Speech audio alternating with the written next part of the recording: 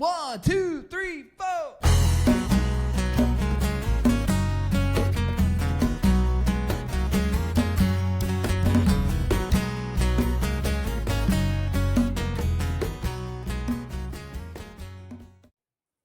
Hello and welcome back to another edition of Lay It on the Table, that Southern board game podcast with, the accent on Southern. Hi, everybody. I'm Joe Mahaffey, and it's a pleasure to be here with you this week. And, of course, with me, as always, James Engelhardt. Joe, it's good to see you again. It is good to be seen, man. It has been a couple of weeks. It has. But those of you out traveling. there out traveling, and those of you out there will notice that we did a boat drop of episodes a couple weeks ago, and I think we're back on schedule. Awesome. And the minute I say that, something's going to go wrong. I just feel it, man. That is the way of the world, right? That is the way of the world. But anyway, it is nice to be back. I did spend last week in the Pacific Northwest up in Boise, Idaho. Place I'd never been before. Nice. I now know where all the potatoes are made. And as an Irishman, that's very important to know. Yes. Identify those, go right there, settle in. Yeah. Exactly. Boiled, mashed. Yeah. Boiled, mashed. Baked. All kinds of colors. Yeah. It's that's cool. So a couple of things from the news and notes. Last episode, we talked a wee bit about the tariffs. And I said that I expected that within 30 days, this thing would begin to settle down. Mm-hmm. And I think going from 145% tariff down to 30 is indicative of that. I did not have any advanced knowledge of that. I want to be very clear. Man, if you did, that'd be awesome. True. However, I got a Kickstarter post update today from the folks that publish Distilled and the soon-to-be released Luthier, which, of course, is Paverson Games. And he gave us a tariff update, and they and I've seen another one say this as well, that 30%, although was not expected and would not be useful in the long term, they can manage. Right. Paverson is going to come back to each individual backer and ask them for just a wee bit more. Mm-hmm. And by a wee bit, they give the example, if you back the $99 level, they're going to ask you for $5 additional bucks. They're still taking the bulk of the tariff under their wing. Okay. But it would be nice if they could get a couple of bucks. Sure. So I thought that was an interesting update. Have you heard anything updated on your end? So I have backed, continue to back Propolis from Flat Out Games. And they basically said, okay, we've got everything ready, and here's our window. We're going to give you like a week or less to like respond to the make sure that everything's right, backer kit kind of stuff. And we're going to just pull the lever, pull the trigger, whatever thing you'd like to pull. And we're going to basically send it on a boat as soon as possible. Yes. And I was going to let you pull my finger. No, I'm not going to do that. I've seen that happen. No. I saw it happen to anyway. President of France. Anyway, keep going. And so right, but they were like, no, this is our window. We're jumping on it. And I think what they've done is added extra to the shipping. So just like a couple of bucks per order. Yeah. It's like, yep, nope. That's they're like, we're going to do this, just a little bit of a value add here, or a little, not value add necessarily, but a little bit extra ask. We're going to bake this in a little bit, and we should have it to us. Everything was ready. This is one of the things I really liked about their Kickstarter. They're like, we have everything done. We don't have there's not stretch goals. This is what you get. And so and we're going to slow walk it. Now we're going to speed walk it. So that's where we are with the speed walking. And so they're going to get that on a boat super quick, I think, and hope that they get it over to us within that 90-day window, just to make sure. Yeah. And I think that, usually it's about a 30-day end to end by the time you get it from there into the US somewhere. Yeah. And then to the appropriate distributors and so on and so forth. The good news is, because I was thinking about this, that this whole minimus thing, where if it's under $800, there's no tariff. Well, that would not apply to a Kickstarter because they don't look at the price per unit; they look at the total value. Right. So I would imagine that there was already some measure of I think there was like a 10 or 20% tariff already because of the last time that was, because it was never reduced under the last administration. So my sense is they're really just up 10% over the previous tariff, which, don't get me wrong, that's still, if you didn't account for that in your business model, isn't great.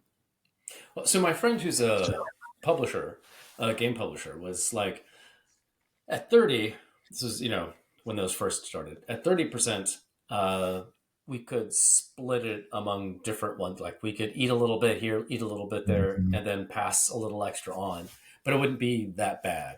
154, that became we can't. And his feeling now. Well, that was the 145 on top of the 10% was already there, right? So 155. Oh, I see. I got. Yep. I thought it was total 154. Well, okay, 145. Okay, whatever. Yeah. So and so he was like, yeah, but nobody's at this point. Everybody has collapsed their spending now because they don't know the chaos. They don't know how to respond to it, right? Because it's chaos. What do you do? So he's a little dismayed less now about the tariffs. The tariffs are fine, or I mean, they're handleable. The people are pulling everything in because they don't trust what's going to necessarily happen. That, I think, is now what's kind of making him anxious. Yeah, so it's interesting. I read an article, and I don't want to, this is not an economy podcast. But there are economies in games, so there you go. It sounds like that the current administration is listening to their better angels. And what I mean by that is, what I mean by that is I read a really interesting article on Scott Bessent, who is the mastermind of pulling everybody back from the brink. It was somebody else. I won't name him because it's it's not that show. That was the influence on the other direction. And so Bessent seems to be a smart guy. Excellent. I mean, he's been a hedge fund manager for decades, and you may decide that's a good thing. So, Yeah, exactly. So you might decide if that's a good thing or a bad thing, but I think at least he's the one saying, hey, let's balance all this stuff, including the stock market. Anyway, not that kind of show, but I just thought it was interesting. I did check Stonemaier Games to see if Jamie had a response, if they were still suing the president. Didn't see anything. It was of, consequence.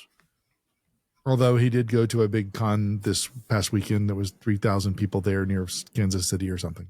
I was going to say, was it Geekway to the West in St. Louis? I believe that was the one. Yeah. Because he's right in the St. Louis area. So yeah, he is. And speaking of cons, I went by Carolina Tabletop Games, not a sponsor. And it was on Sunday. And I ran into, wait for it, Richard Fortuna and his wife. Hey, they were teaching. How's he doing? He's doing good. And he's like, we miss you guys.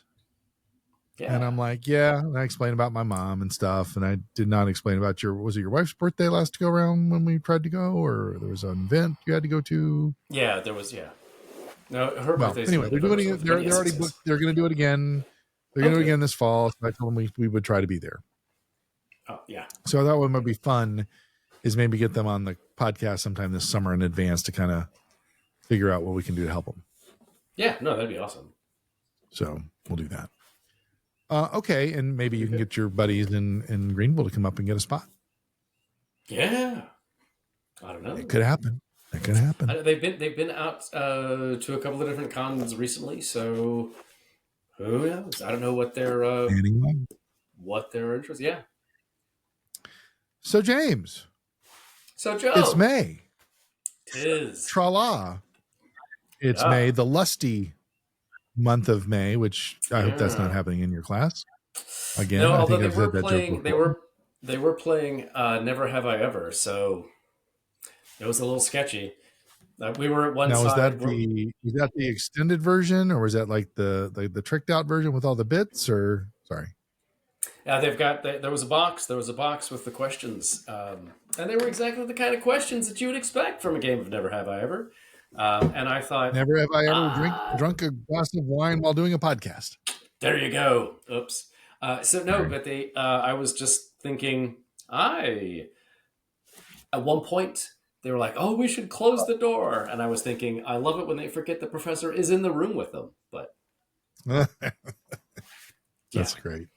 yeah. That's So great. I was like, "Oh, so speaking of the Lusty Month of May, yeah, that was weird. It's fine." But it's like things I learned about my students I didn't really need to know, but they forget I'm there, and yeah, and there we are. So, but we've been doing Max, and the thing that I found sort of stuff that's been hitting the table.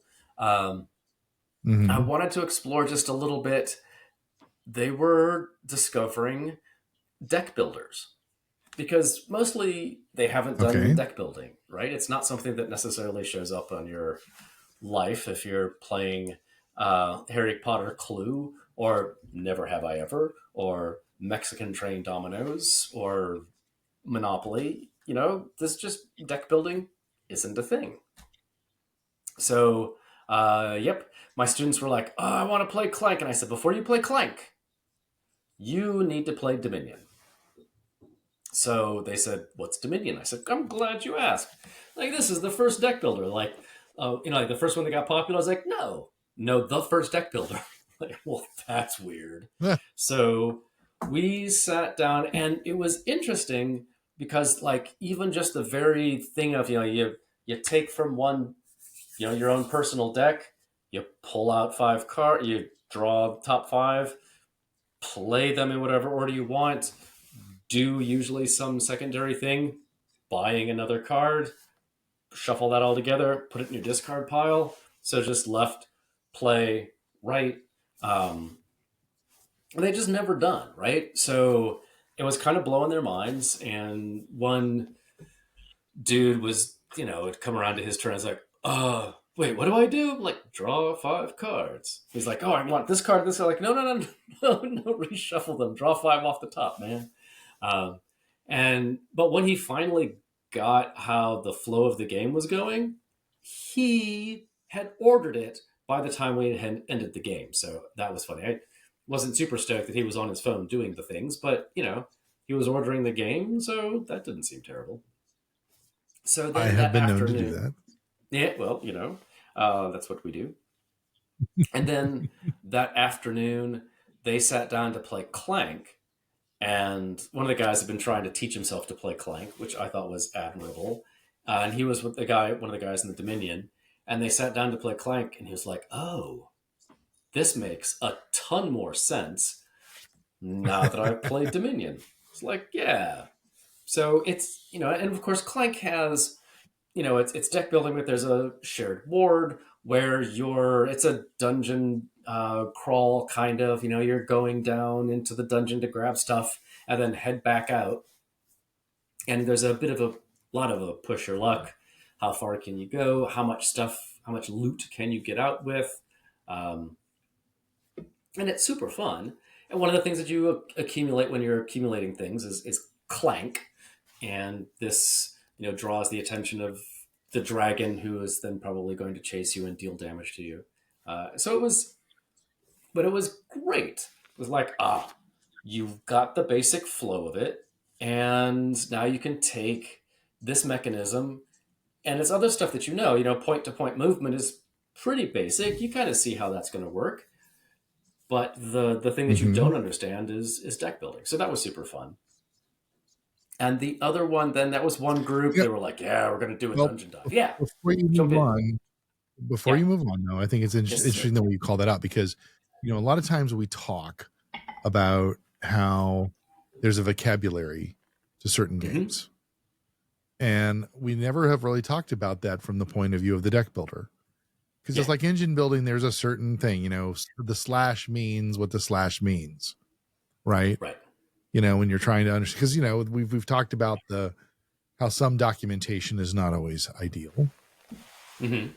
And so it was just kind of interesting that you used Dominion to sort of teach a common framework, if you will, that made Clank and Clank adjacent games perhaps a little bit more accessible for them going forward. And one of the, I also, it's really good because I also had a couple of students who were at loose ends at one point. I was like, hey, we're going to play Carcassonne. They're like, okay, I have no idea what. So we sat down and played Carcassonne, right? And one of the students, there was another tile laying game, and at the end of class today, she was like, you know what, Dr. Engelhardt? I don't think I like tile laying games. Like, great. This is a good thing to know, and your opinion may change by the end of, May X. It might not. That's fine. But just getting a sense of, I don't like how that works. And these other students that were like, I love how a deck building. I just love, looking for the combos, trying to lay them out for myself, trying to, the strategy of, putting a bunch of stuff in your deck and then cutting other stuff out of your deck. And when do you just let the engine run kind of thing? It was super fun for me to see them picking up this vocabulary, this literacy, and starting to see, oh yeah, I can make choices about games that I can make choices about games that I like. I can identify games that I like, not just because, I thought that one was cool. That seemed fun. But to identify that part of the game is what made it fun for me. And this part of the game I didn't like. And so having them be able to specialize in their vocabulary and their understanding of things. I can't do this in my FYW because we're all about first year writing. And so this class is super great to watch that progression of, oh, that's how I think about games. This is a knowledge I can take for the rest of my life about what I like about this kind of play. Love it. Yeah. But then, the other thing that you do or don't like is a theme. So some students didn't like the dungeon crawl kind of thing. I have two others up here, but it looks like the one didn't get played, but Mycelia did get played. And there was a whole group of students that were just really delighted by mushrooms. We did go through all of the mushroom jokes. And what's cute about Mycelia is there's a bit of a puzzle solving thing going on. You're getting your little droplets of water off. It's super cute. So it's it's cozier than Clank, right? And so I think these students really liked the cozy feel of it. They also really liked that even though the mushroom illustrations were kind of fantastical, they're like walking mushrooms and mushrooms casting spells and stuff, they're based on actual mushroom species. So they were looking at mushroom species names as we were playing, which I thought was fantastic. But again, it's another deck builder, very different feel from Clank. And so also thinking about, again, the kind of games do you like? I like a deck builder, but I don't like the dungeon crawl, but I do like the cozy mushrooms. It's just a really fun path and, voyage to be on with them. Now you said that sounds interesting. For a minute there, I thought that was a Elizabeth Hargrave's game, but it's not. I brought Undergrove. I hope to get people to play Undergrove with me tomorrow. That's the one. Yeah. That's the one I was thinking of. Yeah. Yeah. And you did not play Heat, you said? We did not play Heat. It just hadn't caught anybody's attention. I was like, here's another, deck builder that's got a different thing. And it just, I hope that because a couple people were like, oh, I do like Formula One. So I'm hoping we'll pick that up later. But, we'll see. That's the second car race game you've brought to this show this season. I know. I like this one better than La Corsa, I've got to say. So Max is going well. A bit more abstract. It really is. We played Rock Hard 1977, and Love the that. students who, yes, the students loved it too. They were, well, one player was like, "Oh, this was cool," and the other two were like, "We're pinky promising to play this tomorrow." So I thought that was a nice. It seemed like a nice moment for them. So Well, it's funny because I was in in the game store on Monday or Sunday, as I mentioned, and they actually have a copy in there for sale, which I was very happy to see. oh, nice. And I've told people about that whole backstory of the Runaways, which is kind of cool. Although they have not responded to my request about getting Jessica Fox onto this show, so I'll have to try again. Yeah, it was fun when one of my students was like, "Oh, it's like, oh, your character is very much based on Janis Joplin." She's like, "Oh, is there one that?" And Laura was like, "Wow, I'm surprised they even knew." And the other one was like, "No, is there a Stevie Nicks one?" I was like, "Wow, okay, awesome, this is good." They know the Well, classics. Harry Styles did feature her on a concert in LA. Okay. Do I need to tell you who Harry Styles is? No, I know who Harry Styles and his dresses are. Yeah. Okay, I have just a checking. teen, Just checking. so I keep, and the That's students fair. also were like, "Hey, have you heard, King Gizzard and the Lizard Wizard?" So yeah, Fair. yeah, Well, our gameplay yeah, was kind of getting back into the routine. awesome. So I think the last time we were together, I talked about Le Fleur. Mm-hmm. And when I got the Kickstarter, I didn't. Well, I did know this. It came with a smaller version Right. called La Petite Fleur. Mm-hmm. That is basically a smaller family-friendly version of the game. Okay. And Dale and I played that. It has very much the same mechanic, very much the same idea, but there's a bit more simplicity to it. Okay. You're done in 30 minutes at most. And it's Nice. a way to just kind of bring the family into it. So that's nice, and it's portable too. It's about the size of some of the duel games, like Isle of Yep. Cats Duel, and it's a smaller footprint, easier to portability and that sort of thing. And so we really enjoyed playing through that a couple of times. Dale did not win all of the Either one. games. Oh, okay. No, she won. I mean, she would win some, but not all of the games. But again, it's interesting. We both kind of had our own strategy around how we were going to do this and all that. And, but what I like about it just consistently with the publisher is that the artwork Yeah, is very nice. I'm looking at the Very well bits thought too. out. Yeah, those Yeah, the dice bits are were, amazing. they Yeah. were nice. Yeah, and what we really like too is like you can see, where is it? I just had like you look at the bunnies here, the pink Mm-hmm. bunnies. I don't know if you can see that. I'm putting it up on the. Oh, Oh that's yeah. the No, butterfly. no. There's the And the frog, frog. and there's the bunny. So you can There's the big see bunny. that there's, you've got some really nice, thought out things to make it interesting for kids and that sort of thing. So I got to say, it was all in all, it's been a nice game. Something to kind of So take is your it time supposed to away, be and 2 player or is it's 4 player? Yeah. no, it's up to 4. Okay. It's up to 4, yeah. And boy, that dice, it giveth and taketh away. It's like anything That is the else. nature. Yeah.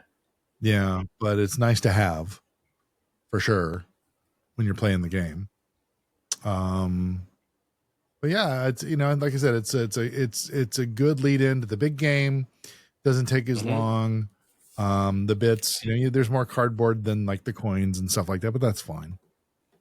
Yeah. Because you're not really. I always look at it from the point of view how easy is it to get on the table and play the game. So yeah, we really enjoyed that. I think it's one to kind of, like I said, you're out and about at the park or throw it in the back of your bicycle, and Mm-hmm. there you go. And so right, and very portable, a lot smaller. Yeah. Awesome. And but it's still, interesting. I don't see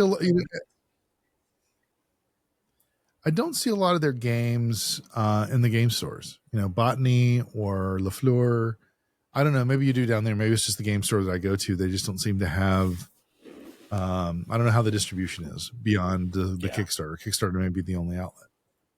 Now I've seen Botany there, as we learned from our obsession friend. Okay. Mm-hmm. So, but it's a hobby of niches, right? It's a hobby of niche. Friedrich? Yeah. Niche? It's all about it's all about German philosophy. Well, in a way, that's not inaccurate. That's fair. In a way. According to, Dr. James Engelhardt.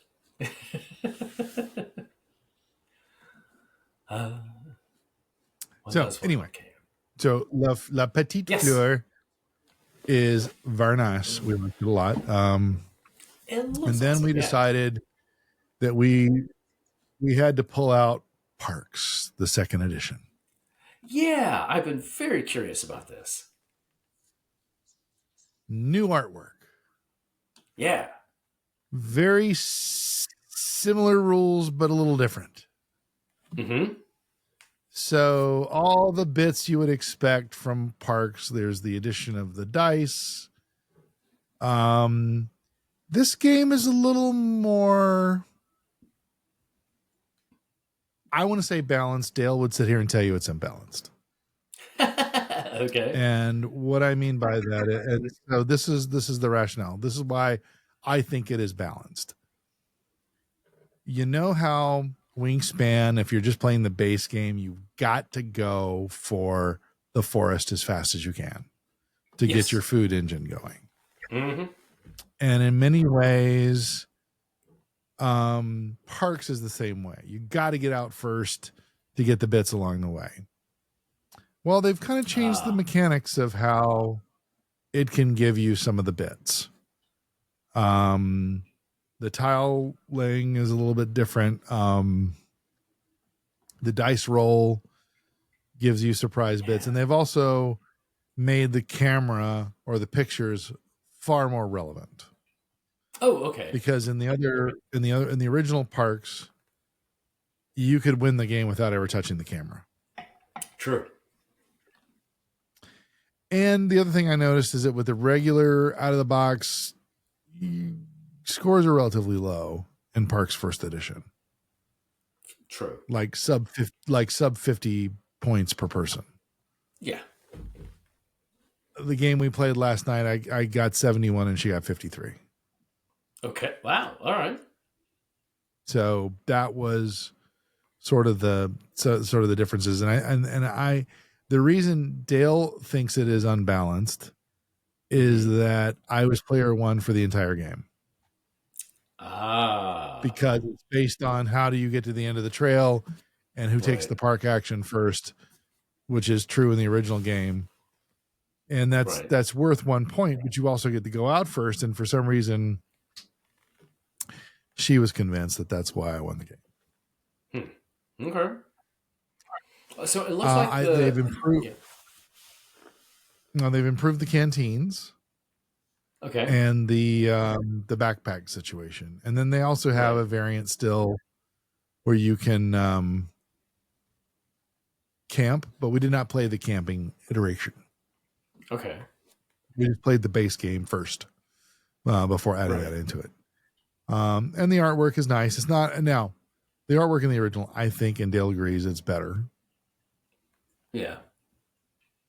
But yeah, it's all in all, I think it was a good game. And you can see there's the backpack and the canteen, and you put your water in there. And this time when you put your water in, you get the things on the left and the right if you have things there.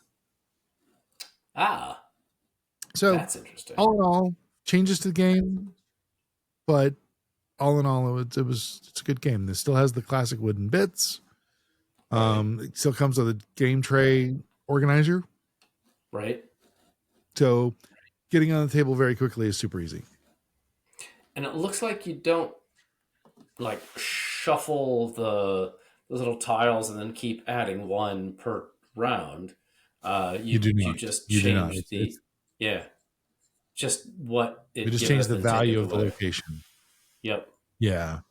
Interesting. So all in all, I mean, and of course, as per usual, there's a tutorial video with Paula Deming as the park ranger with the puppets. If you've ever seen the original right. She had Parks How done to the Play, first it one. was That's hand right. puppets. Yeah. And so she did a nice job kind of helping.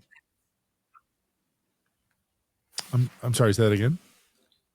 I didn't say anything. It was good. No, I remember her doing the puppets for the first one. Yep. It was super, super cute. I'll now have to see her playing puppets for the second one too. Yeah. Yeah, there's more puppets. Awesome. Okay. Well, now there's even a skunk puppet. Okay, now I've definitely. She's in a bangs phase. It's okay. Not that means anything. I don't know. I just thought I would throw that out there. No, that's. But yeah, no, I think all in all, I think that's just funny. No, it's good. It's good. Yeah. So y'all played this once then, or you've gone a couple of times? The challenge is, I think Dale likes the original better than the second edition. Okay.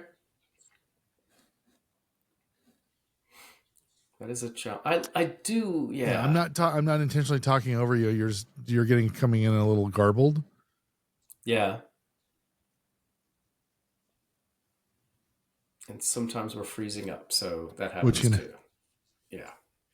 Yeah, it happens. The good news about this particular format that we're using, it should be recording to your hard drive and then we'll upload as we're going. So hopefully we won't get that in the mix.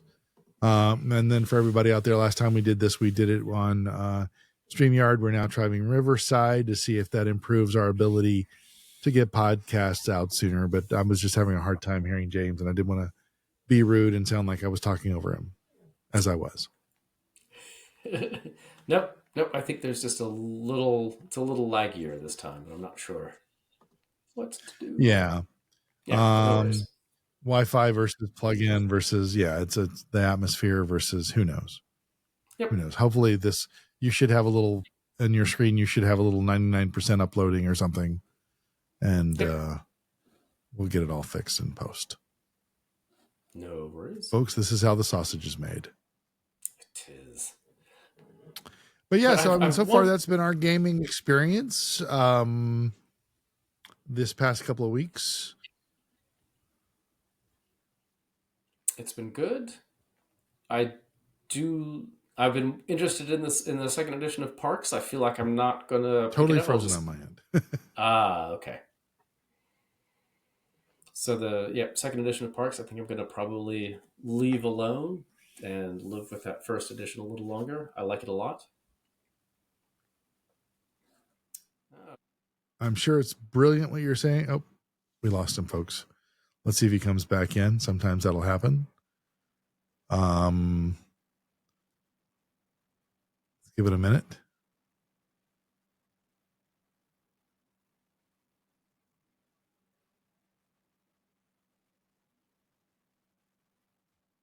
So while we're waiting for James to come back, these games that are all been talked about today, you can and should find them at your friendly local game store, wherever you live.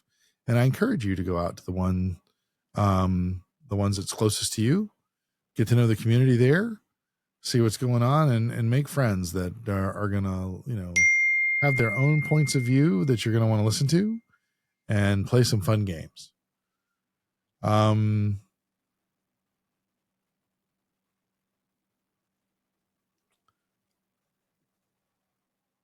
And I think we are going to end the episode there because, as per usual, I'm Joe Mahaffey. I'm not bored. I'm board gaming. And if James were here, he would say that he hopes that all tiebreakers break your way. So we'll see you in a couple of weeks with a new episode of Lay It on the Table. In the meantime, y'all take care. and we'll talk to you soon. Bye, everybody.